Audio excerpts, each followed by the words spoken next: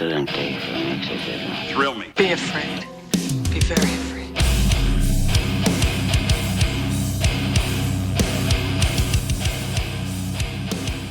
What's up, everyone? Welcome to the Horror Flicks and Guitar Picks podcast. I'm your host, Tim, and today I'm joined, as always, by my co-host, Steven. Hi. And, of course, we're joined by a very special guest this week, Steven's other half over at Toxic Coffin, Lance. How's it going, man? Thank you for joining us. Good, man. Thanks for having me. It's good to be here. Of course, we're stoked to have you. And, of course, this time around, we're stoked to chat about a fun horror comedy with you from 1986, Terrorvision. Before we dive into that, though, as our guest, we'll let you kick things off. Have you watched anything horror related recently? And of course, it could be a new film or a first time watch. And then, of course, that you want to shout out. And then, of course, is there anything music related as well? I haven't really had a chance to watch much horror. We've been traveling so much, and with summer out and kids doing things every single day. I've spent most of my nights either working on a project for Toxic Coffin that took me up till 2 a.m. that hopefully you guys will be really stoked about when our Halloween stuff comes out. Oh. And then I spent the last 2 weeks creating my first D&D character. So I dove into that for a long time, and that's so much stuff to learn and digest and try to get right. And me and Steven both did our first one-shot campaigns this week. So spent a lot of time doing that. And so I haven't really had much time for anything else between the kids and everything. And now we're on vacation out in the Outer Banks, right down the street from Steven. And why aren't you doing more? I don't know. I'm so lazy. It's crazy. And musically, I've been really into this band Macari. It just reminds me of like 2000s Chiodos kind of thing, but not like a metalcore version. Just like some of the vocal stuff reminds me of that. It's very tangential, but I really like they have a lot of hooky riffs and stuff. But that's the band that I've been listening to the most over the summer. Oh, yeah. So really digging them. No, fuck yeah. No, that's one thing I always hate is I get into some of these like more obscure bands and then realize they never come into my area, so I can see them live. Yeah, and shit like that. Yeah, they're Macari's like Florida, Tampa, I think is where they're at, and so all their shows are in Tampa. But one day I'll hopefully see them because I really dig them. I think they'd be fun to see live too. Yeah. At least Tampa, they're more likely to hit the East Coast and stuff like that for sure. So maybe as they grow a little bit and stuff. Hell yeah, that's awesome. But what about you, Steven? You watch anything recently or listen to anything? I know we kind of recorded not too long ago, and then I just saw you at Shark is Broken, which that's something we can shout out, of course. But what have I watched? I don't think I've watched Jack. I've been busy. Well, shoot.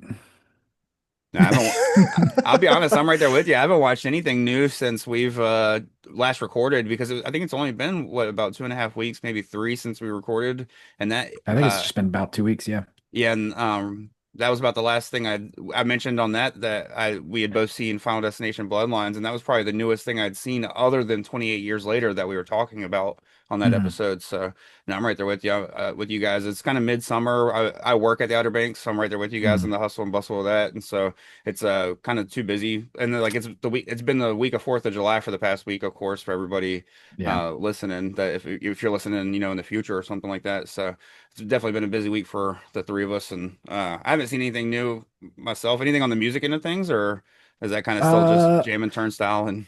I'm always listening to that. It's Turnstile Summer, baby. I've been listening to that Dead Guy album. Fuck yeah. That's been on heavy rotation lately. And yeah, I mean, I watched the movie we're going to talk about today. Oh yeah, me too. So that counts. That does count. Oh yeah. Then that's another thing I didn't shout out in like the last 2 weeks.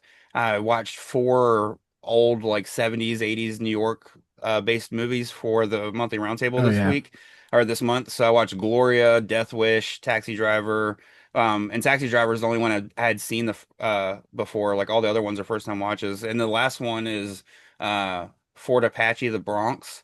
And small spoiler alert for the episode because this one will come out first. I highly recommend checking out Fort Apache, the Bronx. It's not streaming anywhere, but you can find a full rip on YouTube. It's one of the best like 70s movies that I feel like is like underseen. You know what I mean? So, oh yeah, I loved how you texted me like I think it was while you were watching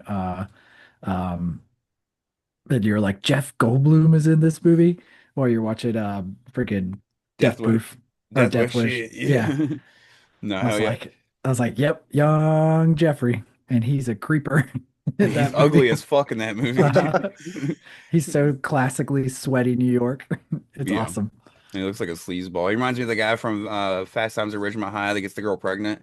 The Yeah. like real sleazy dude that's like selling Yeah. tickets and shit. But uh Mhm. no, but of course, shout out horror movie trivia. We'll be returning to that August 27th at Keegan's Irish Pub, and we picked our 4 rounds of themes. So to be Scream Queens, creature features, remakes, and sci-fi horror. Trying to mix it up a little Mhm. bit because usually we do decades or like slashers and stuff like that. And then other than that, just want to shout out The Shark is Broken was a play we got to see down at the Dare Yeah. Theater. It was based on the behind the scenes of Jaws and stuff. That was super fun. Um, and then the only other thing music wise is more music wise. Of course, I'm gonna shout out. I'm gonna go see Superman tomorrow night. So the night before this drops. So of course I'll probably post in my story how I feel about that, of course. But that's non-horror. I'm just excited about it because I'm a big Mhm. superhero fan as well. But more DC, so I'm excited to see DC get a reboot again. But the only other thing I want to shout out was music wise, the band North Carolina's own BT Bam Between the Buried and Me put out a brand new song Oh yeah, called you're telling me that. it's called Things We Tell Ourselves in the Dark. And like I really liked it. It's more jam bandy than like anything they've done in the past. Like it's a little less heavy, but it's like a Hmm. 7 minute song and it fucking rules. It's like I really enjoy it and it's probably some of their best stuff. And it's one of those things that they matured in a way that made sense. You know what I mean? Like it still fits their stuff, but it just doesn't sound like they want to play that like super heavy shit anymore, which I'm down with. You know what I mean? So Hmm. I'm really excited for the full record to drop in September. September's gonna have a lot of good records dropping. That's when Lola Young, which I'm always talking about, is dropping, and a couple other bands. So I'm excited I to see think what. Drain has a new album coming out in September or October or something like that. Yeah, no, I knew they had a new one out coming out as well. I just keep forgetting when, but now I'm excited for that one as well. I was watching that music video today actually, where it's like all the old people playing as Drain and Mm. stuff. So End It, I think also uh they have a September release, which shout out End It. I know y'all probably dig the shirt, the birdhouse style. Yeah, that's sick. Yeah, it's So, super sick. but Love it. hell yeah. So what the Jaws behind the scenes thing that you guys saw at the Dare Theater, what did you guys learn anything from that you didn't already know, or is it just a really cool representation of the movie? I mean, I didn't realize that there was so much like uh problems with Bruce. I mean, I think I maybe heard that, but it sounded like it was like a production nightmare. Hmm. But Nah, I was about to say the only yeah, pretty much which you were pretty much spot on because that's what it's called. The Shark is Broken. That's the name of the play. Uh mhm. Yeah. so I definitely get why like the shark was going to your brain. But no, Bruce was one of those things that you definitely hear a lot about, but like you didn't it's hard to think about the fact that like when you always hear about Bruce being broken, you think about, oh, well, that must have happened when they were just filming the shark, you know what I mean? But you forget that Hmm. there's 3 big actors that are like stuck on, set that Mhm. whole time. So no, it was like a fun reminder of that stuff. And then it had like nice little tidbits about like like oh I wanted to do this with this actor and like they Yeah. like mentioned some of their mentors and like of course there's like a quick little nod to Invasion of the Body Snatch or not Invasion of the Body Snatchers Close Encounters of the Third Kind like Richard Hmm. Dreyfuss Hmm. is like oh Yeah. Spielberg keeps mentioning this upcoming Alien movie and stuff so it was super fun and it was nice to see but I think I'm with Steven. The only thing I learned really is that there was a little bit more to the shark being broken, which, that's Hmm. one of the big things that's kind of known about that movie, but you just kind of know like more detail of it. And then of course, it was fun to learn a little bit about their backgrounds as actors. Hmm. You know what I mean? Like Robert Shaw talked about like learning from this person and Shakespeare and Yeah. like stuff like that. So that was cool. But Yeah, I That's think awesome. the play in general was less about like trying to tell a behind the scenes of the making of the movie. It was more about like Robert Shaw and Roy Scheider and oh my God, my brain is not working tonight. Dreyfus. Dreyfus. It kind of like three different eras of actors and like where they're at and like especially like Robert Shaw and Richard Dreyfuss like it was like a passing of the torch kind of thing, like Richard Hmm. Dreyfuss like idolizes Robert Shaw and is like, you've done Shakespeare, like I want to do Shakespeare, and he's like super zany and like nervous all the time, and Robert Shaw is like jaded and drunk, Hmm. so like it was definitely like a nod to like older era, like golden era cinema, and like how that was changing at that time, because they talk about the movie like, oh, this is going to be a flop, like this is Hmm. like nobody's going to want to watch this. Isn't like who's going to talk about this movie, in 50 Right. years. Sure. So, but Which that's something I always wonder too. Like when they're having so many issues, like the shark being broken, I always wonder mhm. like if the actors are sitting there thinking like this movie's gonna fucking suck. So then like Yeah. when it ends up being like one of the greatest movies of all time, it's awesome to hear. So that was something I also will piggyback on and say I learned that as well. Because I always, like I said, I always ask myself that question, but I've never heard any of the Jaws people talk about it. You know what I mean? Like, oh, we Mhm. were all sitting around thinking we were screwed, and then boom. So it's nice to hear. Like what's some of the ones that I'm trying to think of some of the ones that like pop in my head where they're like this movie was going to be a stinker and then of course it was great but like even Halloween to this day Oh I'm yeah. sure like when they were doing Halloween back in the day Jamie Lee Curtis was like oh it's just this little low budget movie and this guy that blah blah Mhm. blah and now look at her but no hell yeah well we can dive Yeah. into Terrorvision if you guys are ready for that one Sure. fuck yeah Of but course. Intellectual decay! Turn it off and rot your brains out! The Pottermans are just a typical American family. The only thing they're missing is a pet. But have we got a surprise for them? You see, Stanley Potterman's new satellite TV has just gone on the blink. And it's drawn in a creature from outer space. Like all new pets, this one's causing a little trouble around the house. And he's eating the Pottermans out of house and home. In fact, it seems like this creature will eat anything. Well, just about anything. You looked right at my studs and cooled out. This dude's into metal! Now, it's up to the kids to break the creature of its bad habits. I said shut up! But he's not responding well to discipline.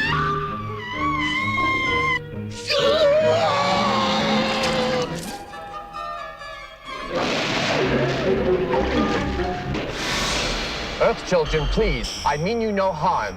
I am Pluthar, here to save you. The Pottermans finally got themselves a pet, but they never even had a chance to give it a name. Terrorvision from Empire Pictures.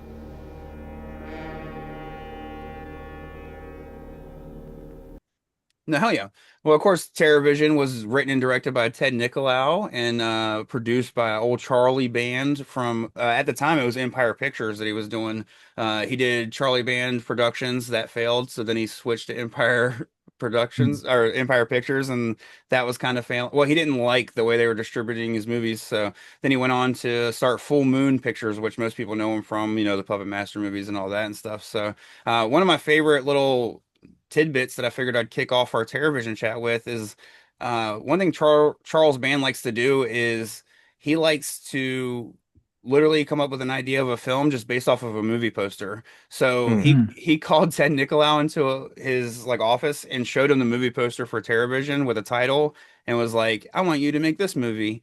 And so Ted Nicolau pretty much just asked him like, "Can I make it a like a horror sci-fi comedy?" You know what I mean? Like he really wanted to lean into the comedy with it, and uh, hence we got Terrorvision. So one of my favorite things is I listened to an interview. Well, there's a podcast called Midnight Mass that has Peaches Mhm. Christ and Michael Varrati, who does like he's directed episodes of Boulay Brothers. He directed the Fangoria Chainsaw Awards like the past 2 years, Yeah. if I'm not mistaken, and stuff. And of course, Peaches Christ is just one of the best drag queens of all time. So, but they do a thing where they talk about just like cult movies, and they did a whole episode on Terrorvision, and they had Ted Nicolau on there, and he talks a lot about the behind the scenes stuff. And so hearing him just talk about like how he came up with the idea and stuff like that is super fun. So highly recommend checking that out. And we can kick off the conversation itself with our first time seeing the film or like being introduced to Terrorvision because this is one I missed Mhm. as a kid personally. Oh, same. Lance, since you're our guest, what was your first time with Terrorvision? Was it something you saw as a kid, or was this kind of one that you got caught up with as an adult? Absolutely not. No, like this thing was, yeah, I had no idea about it until I mean, I've seen, I have like the childhood memory of seeing the cover art Yeah. and like seeing it, throughout my life. But I've never watched it until I think I was like much older, probably, I don't know, like 2017 or 2018. And then I hadn't watched it in a really long time till I rewatched it to talk about it with you guys. And man, that movie is it's so fun and just over the top ridiculous. And it was really interesting for me, after watching like uh White Lotus and stuff like that, to see John Grease in the movie Oh yeah. as Uncle OD, and you're like, Rico. that dude goes on to be this incredible actor in White Lotus and everything. It was very funny to see him. And I'm like, man, that is wild that this is one of like one of his movies he did, and he does such a good job as that character. That character rules. OD is hilarious in that movie. So yeah, I mean, it definitely wasn't something that like was like a has like a nostalgic flavor for me because I never really watched it early on. But I mean, it's one of those that, I mean, I really feel like I could watch it anytime because you fly through that movie and it's just so much fun. No, and John Grease, he's like an underrated screen king in my opinion. He did this Fright Night Part 2. Yeah. If I'm not mistaken, he's also the werewolf in Monster Squad, I think. So he's in Yeah, yeah, Hmm. because he's like, yeah, he's freaking out. He runs in the police station. yeah, so he's a werewolf in two of like horror's underrated movies, and Monster Mm. Squad, which is more known of the three probably. And then of Technically course, not a werewolf in Fright Night 2. He's a true. vampire, but he can shapeshift into a wolf. Yeah, true. If we're gonna But get technical. Yeah. Nerd. hey, Yeah. I mean, and then he's Uncle Rico, which is even funnier that he's like, he has that claim to fame. And it's, Bet yeah. you could throw a football over that mountain. Yeah. It's just awesome. He's had a great trajectory, I think. hey, we got our first comment on last week's episode, and it was somebody getting technical with us. So, uh, Oh, really? yeah, they were literally like, well, they're like, my problem first off is that 28 years later is not a zombie movie, and you guys keep referencing it as such. Hopefully, this changes in the future, and you do eventually say it's not a Yeah, I was zombie say, I swear movie. I talk about that. Yeah. But I responded in the comments. Shout out to the guy that said it because he's not, I mean, I understand where he's coming from. Yeah. But my response was in the comments, and I made sure to put like to me, I put like to me and then made sure to put Tim so that way he knew that it was me. Because like you do say in the Don't you episode that, speak for me. well, not even that, but like in the episode, you do say like that you think it's more of an infected film. But I just mentioned the Mm, fact that like zombies originally were like mind control voodoo zombies, and then we adapted mm, the undead into the word zombie as well.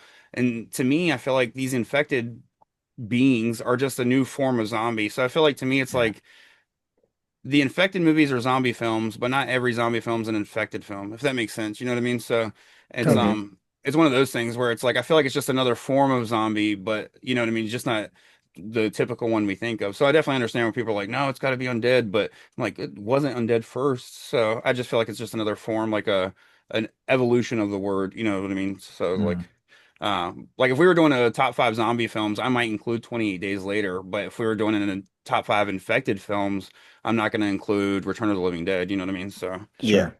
but no, hell yeah. What about you, Steven? What's your first encounter with Terrorvision? I'm pretty much with Lance. It was about 2017, 2018, I think, when I saw it.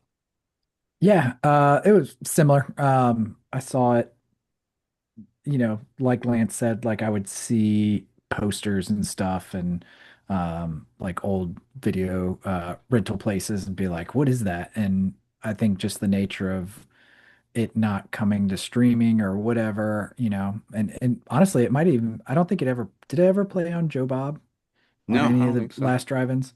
I think like watching Last Drive-In kind of reignited like, oh yeah, this is one of those like Deadly Spawn or Terrorvision. Like these are movies that have slipped through the cracks and I just need to, catch them, whenever I can find it on Tubi or whatever. So, but yeah, it's probably saw it in like, you know, mm, 2016, 2017, around then. And yeah, it's just like the perfect late night trash 80s rubber monster drink drink some beers, eat some pizza, and have a good time type horror flick. So Oh yeah. And just of course, because we haven't said it already, full spoilers going forward for Terrorvision. We usually mhm. go full spoilers on these episodes, and we usually say it at some point. So I figured I'd say it before I jump any further into the movie because I'm gonna kind of mention some scenes as I talk about it and stuff. But no, I was right there with you guys back in about 2015 to 2020 when I had a child and my Blu-ray fund started going to child fund. I was like kind of just buying a lot of Blu-rays and stuff and like really building my collection. Like this whole thing back here is just my horror stuff. I have like all my and these are just Blu-rays. Like I have a whole Mhm. like I have a storage unit with a bunch of totes worth of like my actual DVDs, and then all my non-horror Blu-rays are like actually like at my feet and like this kind of like weird computer desk setup. But so like I have like a fuckload of like Blu-rays, and I just was building that collection, especially like back in like those like 4 or 5 years. So there was a lot of times where I would blind buy stuff where I was like, oh, like it's Sure. cheap, and I've heard good things or whatever. So I'd really just started to hear about a lot of these boutique labels, and even like some of the like I say mid boutique as in like they're not mid-tier boutique. They're a little bit more famous than boutique. Like they're not vinegar. So pretty much we're talking about Shout Factory. Like that's when I started hearing about Scream Mhm. Factory, Shout Factory. I feel like they're a little bigger than Vinegar Syndrome because like you can find Sure. Shout Factory right now in Walmart. Like if I go to Walmart, I can find a Shout Mhm. Factory collection of Vincent Price or Wishmaster or whatever. So once I started to hear about all these labels and checking them out and stuff, I was like paying kind of more attention to the stuff that was going out of print. And they have a 2-pack over at Shout Factory of The Video Dead and Terrorvision, and Mm. neither one of these are films that as a kid I saw. Like I don't remember seeing the covers growing up or anything like that, but the covers caught my eye as a kid because both of those films had such cool artwork on that 2-pack. Mhm. And honestly, The Video Dead is the one that caught my attention, but it was like $13 for two Blu-rays. And like I said, at that time Sure. I was watching a lot more like horror movies that I hadn't seen before, especially like from the 80s, trying to catch up with like classics and then just blind buying shit. Like I remember one time I like on a whim just blind bought like a $40 Arrow video of The Stylist, and I was like, I hope this movie doesn't suck. I was like so it's like back then I was just grabbing shit, and so I grabbed the 2-pack and I watched The Video Dead, and I was like, that was fun, but it's like whatever. Like it's definitely Mhm. maybe worth a future episode. But it didn't stick with me like Terrorvision did, and like I didn't expect Terrorvision to really grab me, but Yeah. it's just such a blast, and it really is like fun from start to finish. Like as soon as you jump in, you know like what you're getting into with the like the over the topness and like all these different things that happen and stuff like that. And uh, that's one thing that I really enjoy about this film is the fact that they kind of move the needle on camp that makes this a horror comedy. And that's kind of one of the topics that I did want to mention with this and kind of see what you guys think is Mhm. uh there's kind of a fine line between camp like a campy horror movie and like a horror comedy. Like for instance, like we were gonna pair this up with Reanimator Mm. originally, and for me, Reanimator is super campy, but I wouldn't, and it's even funny at moments, but I wouldn't go as far as to call it a horror comedy. But this film kind of pushes that like level up an extra notch and kind of makes it a horror comedy for me. Do you guys kind of like what's your guys' opinion on like campiness and like horror movies and like like Return of the Living Dead is another one that kind of gets thrown in there as like uh it's so campy Mhm. that I could see where somebody would call it a horror comedy, but for me it's just like super campy, you know what I mean? Sure. I feel like campy films are films where uh, it's not like self-aware funny. It's they're just delivering a scene, and whether or not it's just a good scene that uh has a unique character, or just the timing is right where something's funny, and then it's like that makes it campy, or just like you have a character like Jeffrey Combs in Reanimator, like he makes that movie so wonderfully campy because he is just so over the top, but he's not. And same thing with like Bruce Campbell in Evil Dead, like his antics, but they don't come across as like I'm trying to make a joke, you know what I mean? Whereas like Terrorvision, for a perfect example, like they're trying to be funny. Like Oh you can yeah. tell, like it was written like, oh, you're gonna sell this joke. So yeah, I mean, I think that to me that's like the biggest difference. Yeah. But Yeah, I mean, when I think of like a horror comedy, I'm gonna want something that is has a lot of intention behind it. And so mhm. Terrorvision feels very intentional. Like you're getting a lot of like, this is supposed to like shock you and make you giggle, and like nothing's gonna be too unsettling. But the thing that I'd be really curious about, and it'd be cool to talk to people that got to see these movies like in the theater or when in the time that it comes out. Like, is there a curve of like the way something is shot or the way things are delivered in the past and how you would have seen it then, and how you interpret that same scene as it gets older, and as you see how people acted in movies back then? Like, is it just a function of time that the camp kind of develops as you get further and further away from the time which the movie was made? So I don't know if there's like a point in there where you're like, you're trying to make this movie in a certain way, and just from the function of it getting older and people's sensibilities changing, the movie suddenly morphs into this campy version of itself that it was never intended to be. Yeah. I'd be really curious to see if that has any merit to it. But Yeah. yeah. I know what you mean. It's almost like I mentioned in Return of the Living Dead, like that line where he's like, "This is a way of life." Like that's something that like maybe in the '80s wasn't so goofy, but now like we look back out on it as like this cheesy motherfucker. But Yeah. but no, definitely with films like Terrorvision, I get what you guys mean. It's like more intentional. You know, with the one of my favorite things about the film that I wanted to bring up, and you know, to kind of just dive right in, is every time the son is like doing something that annoys anybody, they're like, "Oh, we got to give him his pills." Yeah. Give him his little pill. Yeah. That was so He'll crazy. go right to sleep. Yeah. I was just like that right there shows that it's like a comedy instead of like, you know, because and the situation's just so Totally. batshit in general, you know, the television. But Oh, and Grandpa just being like bonkers the entire time, you Yeah. know. Eating his lizard jerky. Yeah. Like, Lizard jerky. so funny. Oh, these are horror movies and war movies. They're educational. You know, like what does he say? Something They about eliminate that. the enemy. Yeah. Yeah. Yeah. And he's got a Love it. whole war bunker built into the house. The house is the best part of the movie. Oh, dude, yeah, Like it's I want incredible. I want that home. Yeah. I'm glad they spent, so much of the time in the house. Like the movie Mm, takes place there. And it feels like every room is like this weird dystopian 80s like mm. fever dream. And it's really fun. Like, could you imagine living in that house? Like Yeah. how your brain would work? But yeah, I love it.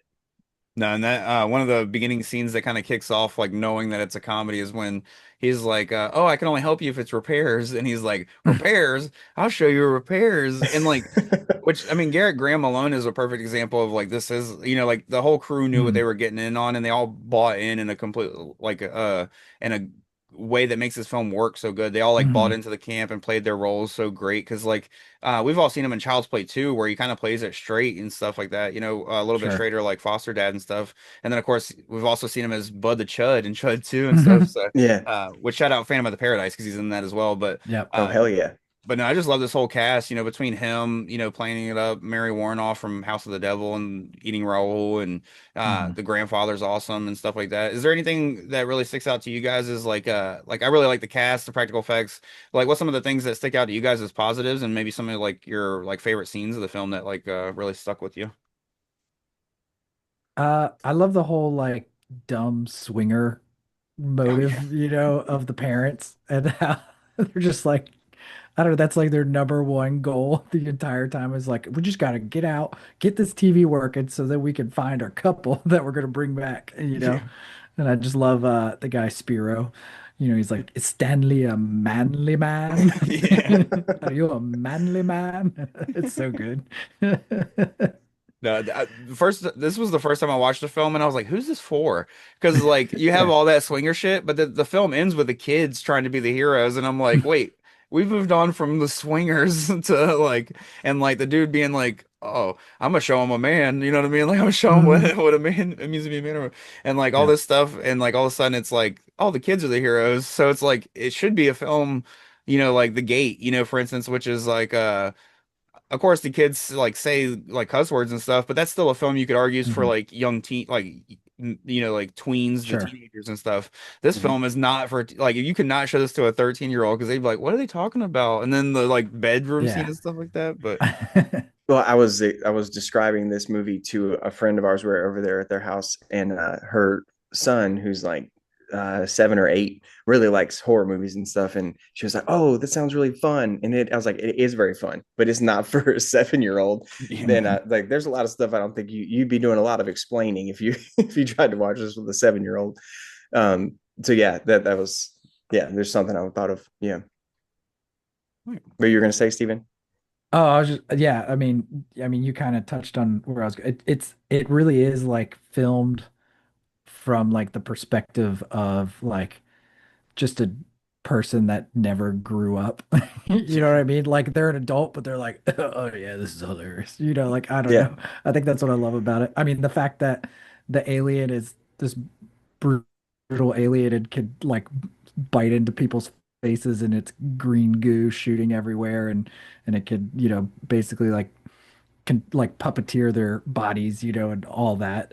But then at the same time, it's so like it's like a puppy dog too. It's just like, Mhm. "Ugh," like I don't know, it's just funny.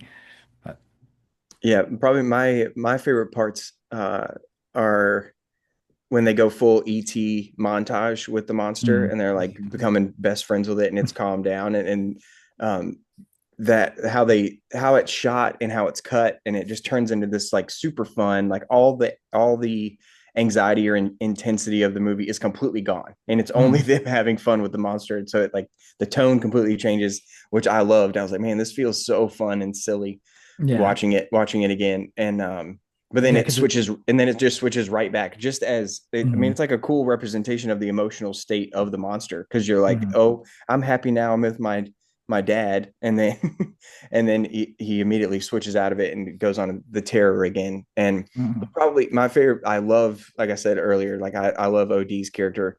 I really love when, like in typical 80s dude or 80s kid fashion, he walks in with all this gravitas and like this the I'm a teenage rock star kind of guy. And he yeah, exactly, with everything. And then as soon as he meets the parents, he turns straight into like, uh Malibu, Ocean, Orange County dude, and put he's her being there, super. Mr. Putterman. Yeah, can't Yeah. wait to love your house, Mr. Putterman. Mhm. And yeah, his whole character was awesome and super fun and adds like this really, it takes it up in another notch that you didn't even know was there, into the silliness and the fun of the movie. Oh yeah. I No, love how the monster hates metal music too. Yeah. He puts on music. He's like, "No, dude, you don't need to listen to that. You need to check this out." And Monster's like, "Ah." Breaks rock, the speaker. Yeah, so good. rocking the wasp shirt and shit. Yeah. No, that's one of the cool, like, little small details I like about the whole movie is they like flash to a scene outside later on when Elvira, like the Elvira Mhm. Medusa character is Hmm. pulling up, and Odie's car sitting there, and it's such a fucking badass car. I'm like, hell yeah, dude! I love that they put so much thought into something that's just sitting outside the whole movie. Like you never even see it. Like, One thing I love about that movie is it reinstates like the feeling I had as a kid where like, Sherman calls Medusa. Like he's just able yeah, to like give her a ring. He knows where they are, and they're close enough by that she could come party with them if she wanted to. Um, but like, I don't know. I feel like when I was a kid, like in my mind, I was like, yeah, you should be able to just call any celebrity. I know they have like a call line and everything, but like I used to beg my mom, like when I was really little for birthdays, like she'd be like, "You want to do like a clown or something like that?" And I'd be like, "No, I want Chris Farley. Can you call him and bring him to my birthday party?" So no, I just love that. It's just like instant connection to, this horror movie host. It's so good. But no, and then I love the way that as the creature starts to like kind of like take them over and stuff like that, he like eats them and kind of can mock them. mhm, It still like stays like super sexual and shit like that. Like when she's knocking on the mhm. door, like asking Grandpa, he's like, "I'm taking care of business in here." Like he I'm just just keeps taking care of saying, business. yeah. Yeah, yeah, I It's love And just that. I That's just like, what, and I just love how they're all covered in slimy goo, like mhm. yeah, as they're transformed into this, the monster transforms them, and everyone's just like, why are, but no one questions it. It's like, why are you Mhm. covered in yeah. slime? Yeah, Oh, love it. the scene where like the kid opens the door and the like all of them are in the bed together and then the grandpa's Yeah, head pops out and he's like, "Oh." just taking care of business. Yeah. Mhm. God damn it, dude. No, It's it's so Yeah. good. And I just like how the the granddaughter, she's watching that and she's just like, ugh, like, but I guess my family's weird, you know. Which shout out to another one of the cast members that roles, Diane Franklin. She's been on the Mhm. show before. I Yep. met. I don't think we mentioned it on the show yet, but the first convention that Toxic Coffin did, I did alongside you guys, which is like one of the only conventions I've done outside of Tidewater Horror Convention, Mhm. for horror flicks and guitar picks. But and one of my main reasons for doing it was because Diane Franklin was there, and of course she was a bride in one of the Bill and Ted films. I think it Mhm. was Excellent Adventure. I can't remember because it was Excellent Adventure because they changed the actresses in Bogus Journey, and that was kind of like a sour thing for for her and the other actress that played him in the original movie. Mhm. But that she's also been in Last American Virgin, uh, and then she's also in Better Off Dead and some other like 80s classics and stuff. So, Oh yeah. I used but to she, love that movie so much. I would quote my $2 all the time. I want my $2. No, and she's just such a sweetheart too. Like, it was awesome to Mhm. meet her. So, but shout out to her, playing. I don't even. Oh, Susie Putterman, I think, Mhm. if I'm not mistaken. But no, that's one thing I like about like her and OD is like they kind of are there for the beginning of the movie and then they dip and you get all this like fun swinger shit. But then when they come back, Mhm. it's like because like once the parents are dead, you're like or like all that stuff's happened. You're like, oh, this kid's on his own, and then they show back up and kind of like make it fun again. You know what I mean? They're like for a second you're like, oh, where's this gonna go? And then because you almost like forget that they even like exist in this world at this Hmm. point. But so that was a pleasant surprise when they return. Yeah, and it's funny because I just like how this kid is basically like the first Macaulay Culkin Home Alone. Like nobody believes him, Hmm. Yeah. And they just Yeah, come home. yeah, I love how they go full 80s and like we're gonna arrest the kid who's trying to help everybody. Yeah. It Hey shows up kid. with a warrant. You're You going to call jail. again. Yeah. I'm gonna Yeah. bust your ass. It's so Then he funny. does. He shows up Yeah, too. Like, Yeah. exactly. oh fuck yeah! What did y'all Yeah. think about John Carl Buechler's design on the monster? That's another thing I loved is they kind of Mhm. tease it throughout the film, like you guys said. You see him eat people from like certain angles, and then come back with them in a form. But then once we finally get the full design, it's like just this super ugly thing. What did you guys Hmm. think about that? Oh, he's great. I mean, he's just a big blob of goofiness. Um, and he's got his weird tongue, and yeah, he's awesome. He's just drippy and rubbery and everything that I want in a, you know, practical monster. Yeah, I love all his like powers that he has because he has like a vacuum that he can suck people in sometimes, Mhm. and he's like pull people, he can pull people in, but he doesn't use that power all the time. And then whenever he grabs with his little pincer hand and he's like just Yeah. grabs into somebody and everything's just dripping green goo and everywhere. Yeah, I mean I think he's really fun. I love all the eyeballs all over the place, and like you never really Mhm. know where it's coming from. Like is it coming from below him? Is it coming from beside? And so he has like that almost like this I don't know. It's like for whatever reason, it reminds me of Star Wars, like the eyeball that just sits up out of. I don't even know if that's relevant, but the eyeball that comes up out of nowhere and his is his main form of like interaction kind of thing, where he's like exploring with that eye, but then he Mhm. has his other two eyes. So it's a confusing monster, and it's really interesting to look at all the time because you really don't know where he's going to go or how he's going to attack anybody. Yeah. It Yeah, so it's really fun to because like the more stuff that happens and the more things that he kills, the more he develops and changes, and the more powers he uses, which is really fun to watch and see. Hell yeah. No, and of Yeah, I want course. to meet the guys that puppeteered that thing because Oh I yeah. it's so like lumbering. I just Hmm. imagined like every scene, like God damn it, like tripping over it and like bumping into all of the like set furniture and stuff like that because it's so bulbous. Yeah, Like who's and it? like he shouldn't fit in the house, but somehow he Mm-mm. fits in the house. He's Yeah. like all over the place. Mhm. But one of the things that I love the most about the movie is him like teleporting through the TVs and like the way that Mhm. they use the TVs as a way for him to enter the world. I thought that was really cool. Yeah. And because even in the beginning when grandpa and the boy see him for the first time on the TV, they're like, "Oh, this movie looks great." and then they're like, "Oh, this movie sucks," and then they turn it off. So Like it's yeah, boring. yeah. So it's cool that it has like this fourth wall breaking kind of scenario where you're sitting and you're seeing the monster on TV, and so are they, kind of deal. I thought that was really cool. Mhm. Yeah. No, that's one of the things that I really enjoy as well that you mentioned, Lance, is like how he's like so unsymmetrical. You know, he's like so just like this, like arm sticking out here, eyeball here, and it makes sense too once you find out the explanation that it's like a pet, an alien pet that has mutated and has been like shipped off pretty much, like turned into energy and shipped off.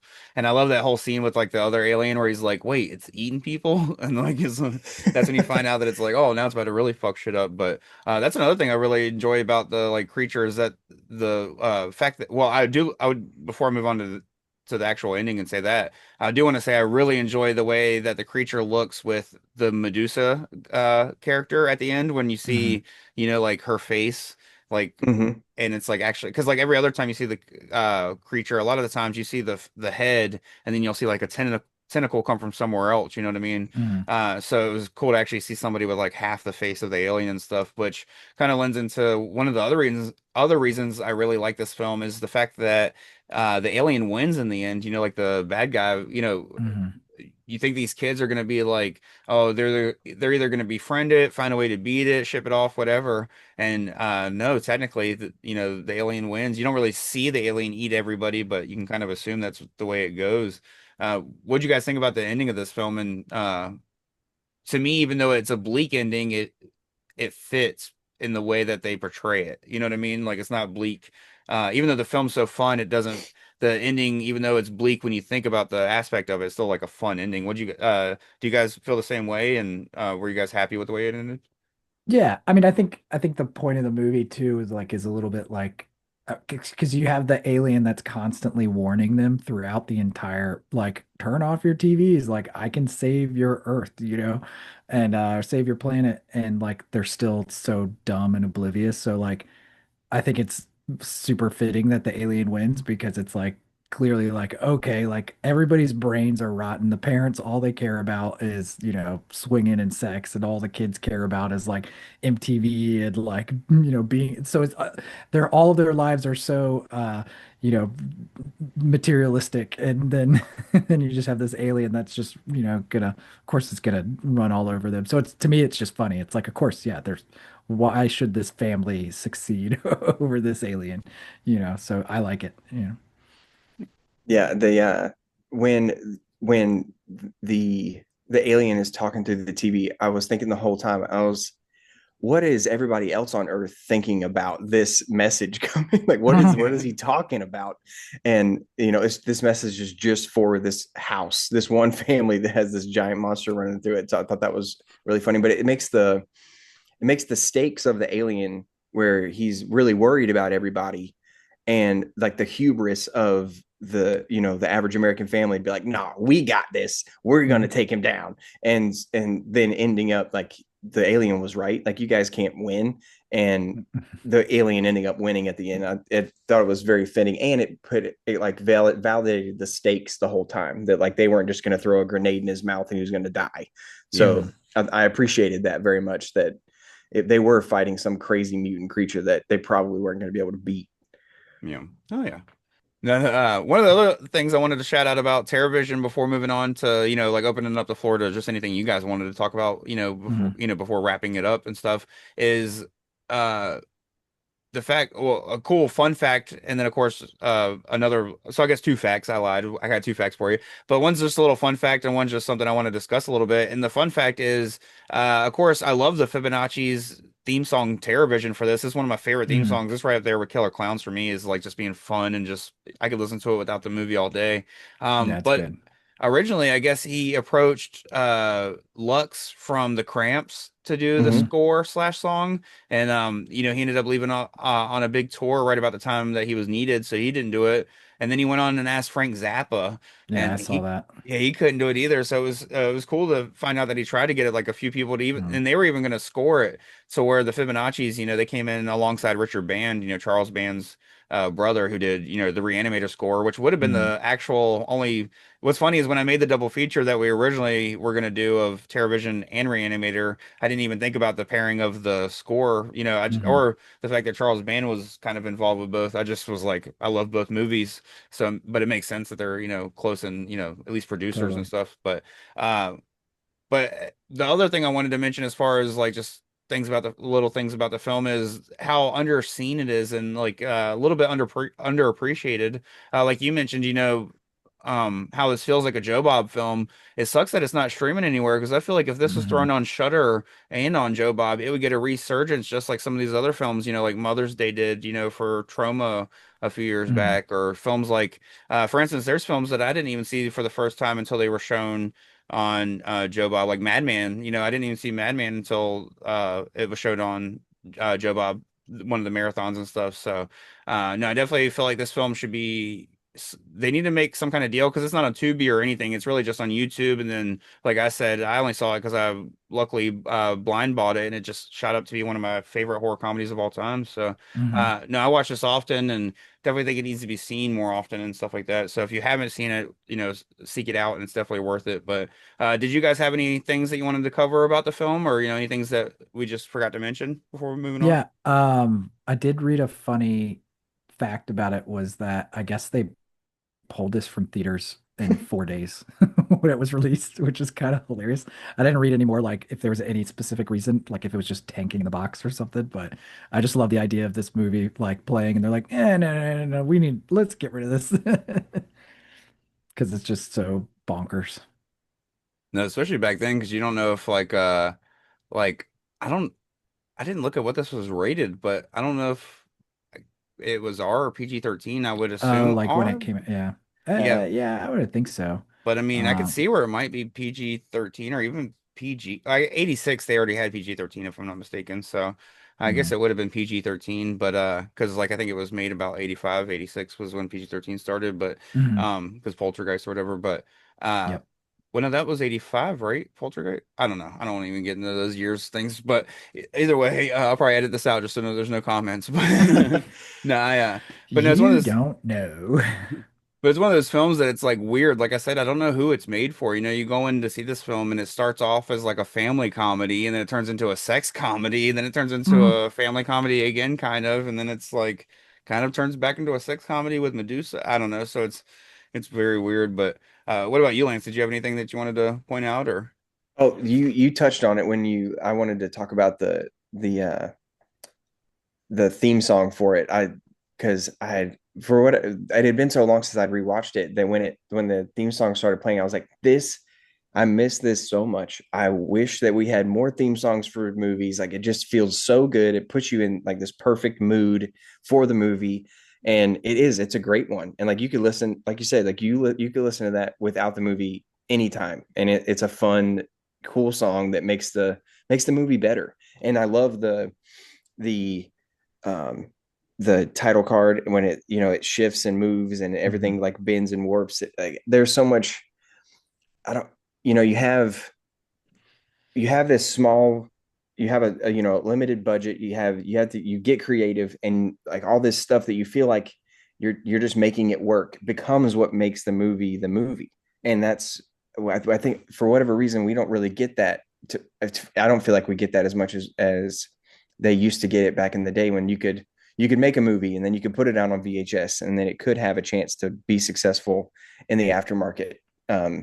So that's just something that I really miss, and it just felt good seeing it and with something that I hadn't rewatched in a long time, so that it felt fresh and cool. And like I was just excited by the very opening of the movie where it looks like a Power Rangers set and you're watching these aliens do something like they're on, like the Power Rangers are going to come save the day, and then it jumps right into the family. So I the song was my big mention that I wanted to have because it felt so good, and I miss that more than anything with most movies because the the music for me is what I love about these movies so much, especially the 80s movies, because there was so much attention. The 70s and the 80s has so much attention to that it was so intentional and less about manipulating your emotions. Like I feel like how they make music for movies today, where it's all tone based and they're just trying to evoke something out of you subtly.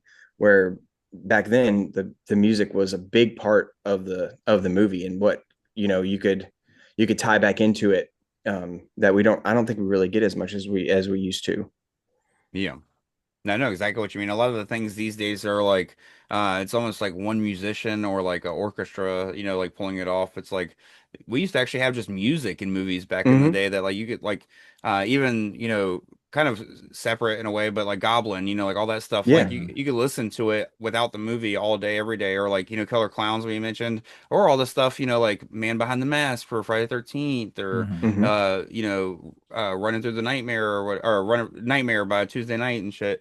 Of course, I could have said Dream Warriors by Dokken, but I wanted to try to be the cool guy and say the other one. But no, but now I'm with you, and this one sets the tone perfectly. Like we mentioned earlier in the episode, there's like comments and like certain scenes, with the family that set the tone early. But truly, the song sets the tone. Like you said, there's that little tidbit with the aliens at the beginning, and that's like kind of goofy, but not too goofy. So you're like, this might be a comedy, it might not be, but once that song kicks in, you really get the tone of the film right there and that. It's just like Mm-hmm. that you're like the song is too fun for you to Yeah. like know that you're diving into something serious, you know what I mean? So Yeah.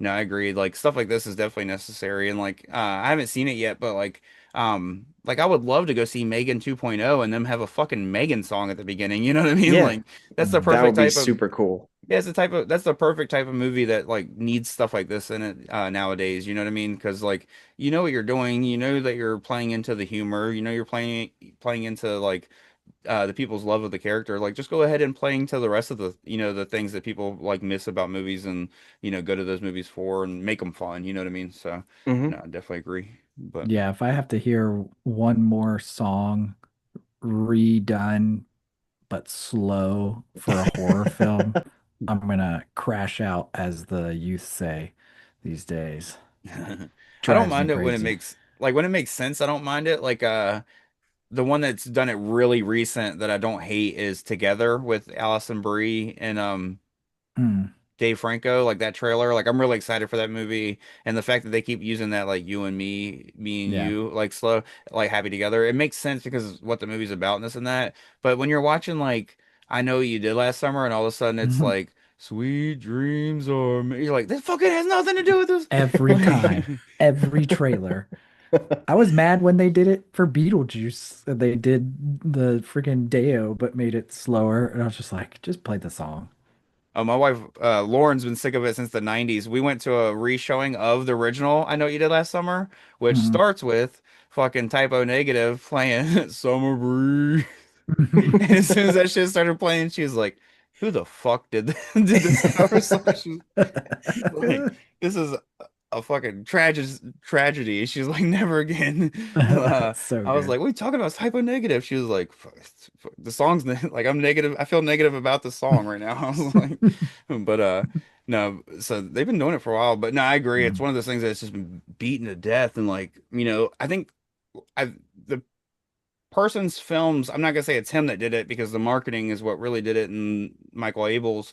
Mhm. But Jordan Peele's films are to me what made it super famous, and then everybody Yeah. else Sure. bit on it. Like especially with I Got Five on It and Us Yes. was like the really Yeah. big one that I feel like after Yes. that, like you could not escape it. But Yep. That was when Steven started talking about it. That's exactly where my mind went, was to Mhm. that song, to that movie, and how cool it was. Like it felt cool. yeah. But now it's like, please just figure something else out. Like there's a bunch of different ways you can do this. You don't have to beat it to death.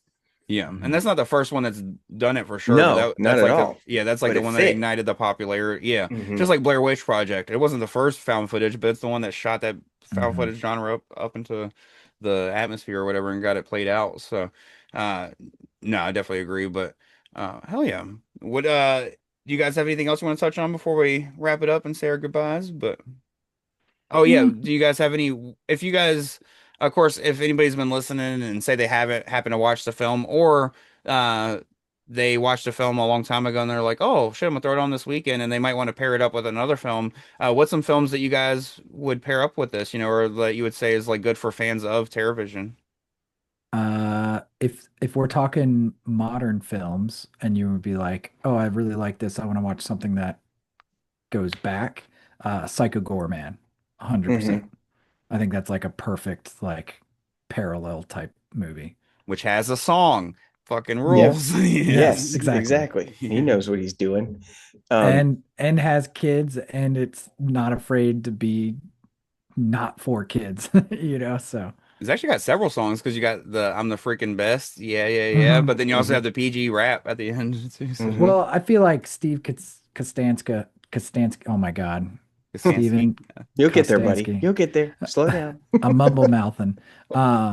I feel like Terrorvision is a film like he wishes he could have made. You know what Oh I yeah. mean? Mhm. Like it's like right in his repertoire. So Oh Yeah, yeah. that's great. I think if someone told me that they really love the substance, and I would be like, okay, then you might really dig Terrorvision just because of how if you enjoyed the ending and like it didn't take you out of it, I'd be like, then you might really like this fun version of like a gooey monster kind of thing going on. mhm. I think that would but other than that, I mean if you hmm what else would make you want to I don't know if you just told me that you liked funny horror movies, then this would be one of the best ones to show them, and that I think that they would anybody that has can not take things too seriously would love this movie. I think.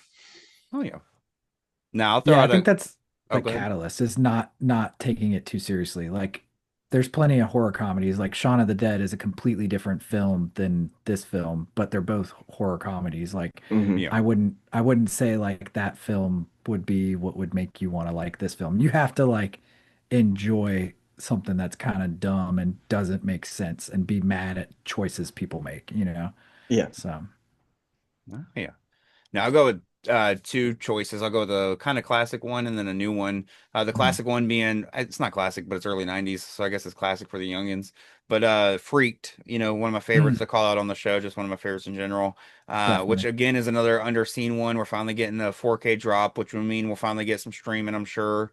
So that one will start getting some love that it deserves in the next year or two. However, right now you can watch it 4K ripped on YouTube, which I highly recommend because it's just awesome. So I love Freaked. If you've never seen it, it's about a actor who's a piece of shit who gets caught up in a freak show and gets turned into a freak. And that's pretty much where I'll leave it. But the newer one that I want to recommend is this film called Bloody Hell. I don't know if you guys ever saw it, but it's on Shudder. And it's kind of I saw that. Yeah. it's like action comedy horror, but it's about this guy who stops a bank robbery, but the way he does it is too violent, so he has to go to jail because he like kills some of the bank robbers even though he didn't have to. And like that's the beginning of the movie. So when he gets out of jail, he decides to go on a trip to like get away from everything because like half the world thinks he's like a piece of shit for doing like unnecessary Mhm. violence, and the other half thinks he's like a superhero, so they won't like leave him alone. So he's like, I'm gonna go to Helsinki, and he ends up getting kidnapped like when he leaves to go to Helsinki by like a cannibal family. And so like all this random shit is like happening, and like the whole time this guy like can like when he has a conversation in his conscience, he like has a conversation with like another version of himself that's like in the room, you know what I mean? So like the, Hmm. the whole movie like breaks the fourth wall and does all these fun things, and it's one of the funnest films I've seen in a while that like I feel like really went under the radar. Definitely like some of the other films we mentioned. So Bloody Sure. Hell, if you've never seen it, is I think I want to say Peter O'Toole, but I know that's also a singer, but I think that might be his name. But Mm. something O'Toole is like the main actor, and he does great. So I'm excited to see what he does next. But yeah, those are my two. Fucking Freaked and uh, Bloody Hell. Nice. Heck yeah. Yeah, I have that one on my list on Shudder. I have not watched it yet. So, Hell yeah. I definitely need to check it out for sure. That's a good that one and two on Shutter that aren't really horror that I really enjoy. Which you guys, I guess, if you enjoy the randomness of Terrorvision, you might enjoy this film called Sweetie, You Won't Believe It, and it's pretty much mhm. about these three guys. This guy has like it's a Korean, or no, it's a I want to say it's a Kazakhstan film, because it's like one of the first ever of like whatever country it's from. It's like one of the first ever to like make it over to the US and get like a release or whatever. And it's about this guy and his two friends who go off on like a weekend trip, like fishing trip for because he has like a kid on the way, and like shit just goes like they end up witnessing a murder and like shit goes crazy and stuff like that. But it's super fucking funny. Like it's hilarious and stuff. So I definitely recommend both of those. But Nice. oh yeah. But well, I appreciate you for joining us, Lance. Do you guys want to let them know about the Rarities and Oddities Expo that you guys got coming up? So that way, I know that we'll record a couple more times before than Steven, but just because both of y'all are on the show, or Yeah, we got Oddities and Curiosities in Richmond, Virginia, August 9th and 10th, I believe. It's whatever that. Yeah, it's August 9th and 10th. Yeah, so Saturday, Sunday show. Come see us. There'll be a lot of cool vendors, and I can almost promise there might be some skulls and some butterflies because they're always at their shows, which is sweet. I just want to. I maybe this is the time I'll actually go buy a taxidermy raccoon drinking a Lone Star. So we'll see. It needs to happen. It needs to happen. We'll see. So, yeah, and then we'll talk about it more, of course, but we got our Halloween drop coming up soon, so stay tuned in for all that. We'll start sharing that stuff here in the next couple months and doing a lot of cool, new, interesting things that we haven't done before, and we're excited to show everybody what we've been working on for the last few months and prepping everything. So keep your ear to the ground. Yep. And without spoiling what it is, I know you guys have a movie drop also coming up. Is that going to be separate from Halloween, or is that just alongside the Halloween to give people a Halloween and a horror option? Or I mean, it's going to be all together, but yeah, that's kind of the point. Like every year we'll have Halloween stuff, and then we'll probably have, one film related, item. So, dope. Yeah. No, definitely excited for everybody to see it and excited to pick up some stuff myself. So, hell yeah, excited. Thank you guys for joining me. Steven, of course, we'll be back at it soon with, I think, what is our next topic? I don't even remember. I don't really don't remember at all. Come on, guys. We'll get back to you. Yeah, I was gonna say, shit, what is our next topic? But Possessor. It's fucking Possessor. Oh, yeah. Yeah. Oh, hell yeah.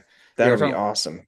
Yeah, we're doing Possessor next. And of course, we've talked about a couple things, so I'm like trying to remember what was specifically next, but yeah. Yeah. Man, I love that movie so much. Oh my God.